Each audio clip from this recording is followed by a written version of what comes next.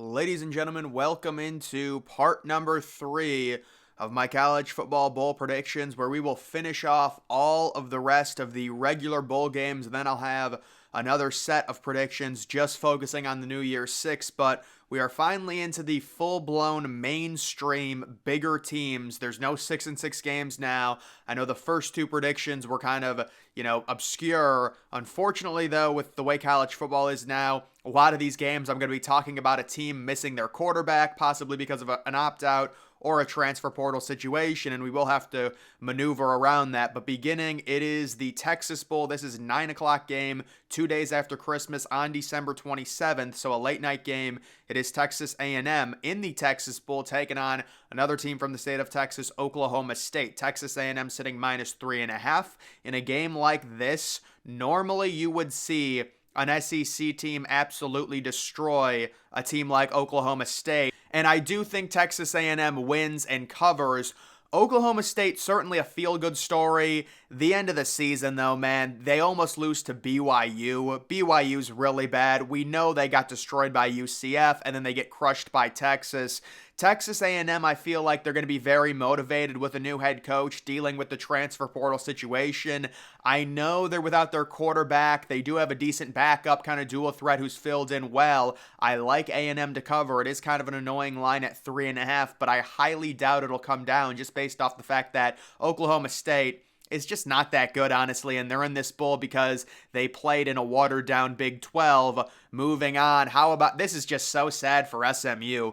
So SMU gets thrust into this game. It's an 11 a.m. Eastern Standard Time start. The Fenway Bowl taking place at Fenway Park in Boston, Massachusetts. They will be taking on Boston College, so a little bit of home field advantage, but SMU sitting -11 in this one.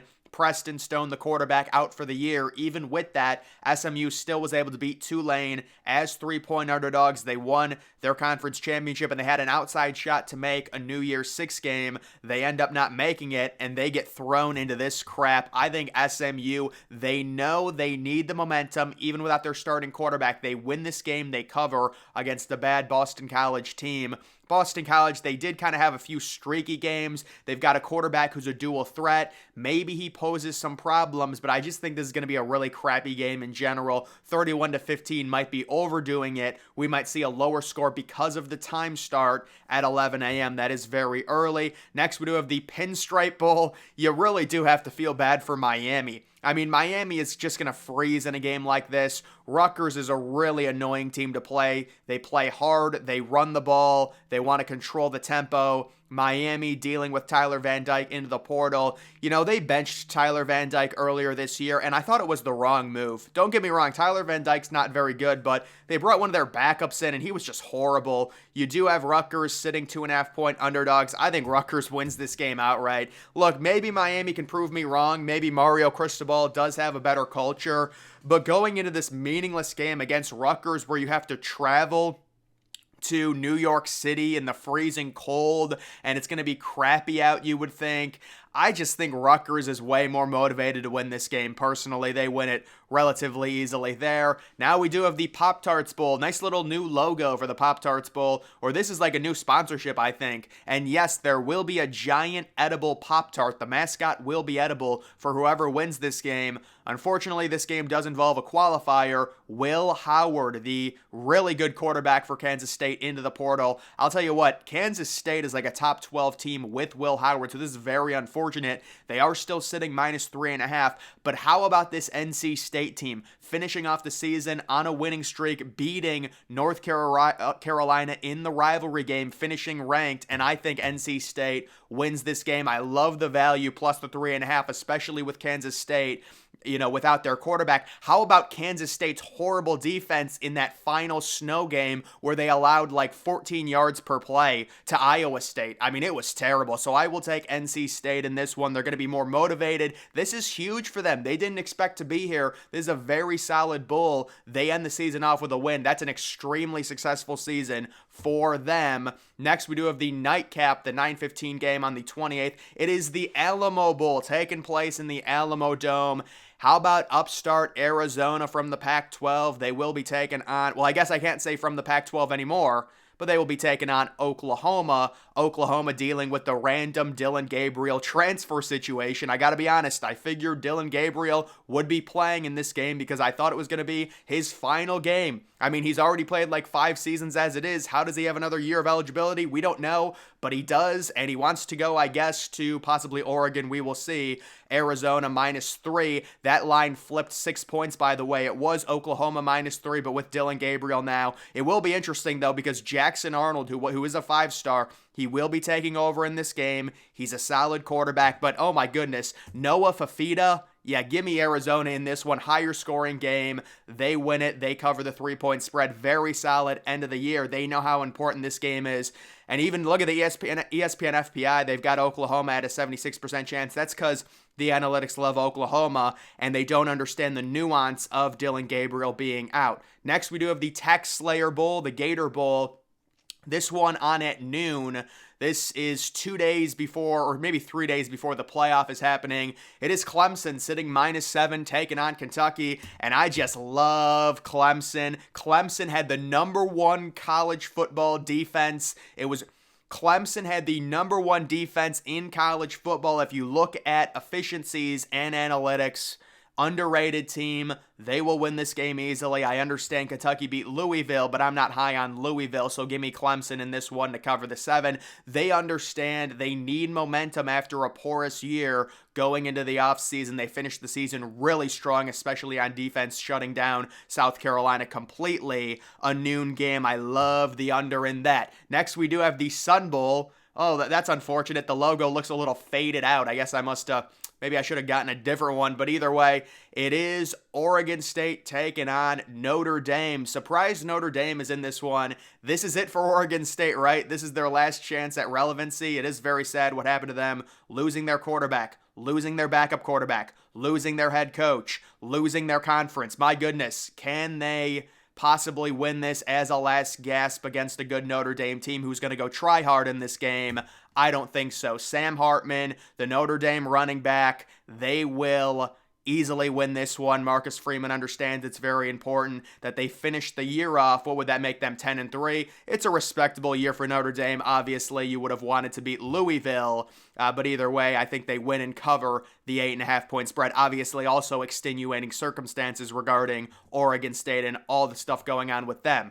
Next, we do have Memphis taking on Iowa State. This game on in the afternoon at 3:30. It is the AutoZone Liberty Bowl. And we do have Iowa State, kind of a disrespectful spread, in my opinion, sitting -8.5. Now, Iowa State does have a very explosive offense. They've got an impressive running back. They've got a quarterback who shocked me with how well he threw.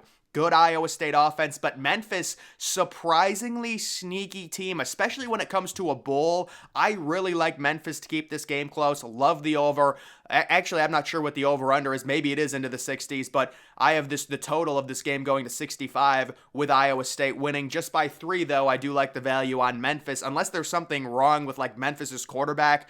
Maybe he's in the portal, but I haven't seen anything on that. I just think it's a higher spread because Iowa State has a really explosive offense, and I find value in Memphis being kind of an under-the-radar team that no one has really talked about. Next, we do have the Music City Bowl, the Trans-Perfect Music City Bowl, 2 o'clock on the 30th. Auburn sitting -2.5 against Maryland. So for Maryland, this is Tagovailoa's last game, and I like Maryland in this matchup. Now, you're going to get a lot of people. They saw Auburn possibly should have beat Alabama. Then they saw Alabama beat Georgia. Now they're saying, oh, Auburn's actually good because they should have beaten Alabama. Guys, it doesn't work like that. This is just a random bowl game. I think Maryland will show up. Honestly, this is a coin flip game. Let's just call it what it is. It's a coin flip game. I'm going with Maryland. They've got a decent enough offense to win it. And moving on to the 4:30 game, it is the Arizona Bowl, and it is Toledo, unfortunately, without their quarterback, taking on Wyoming. Get this spread while you can. Toledo still favorites?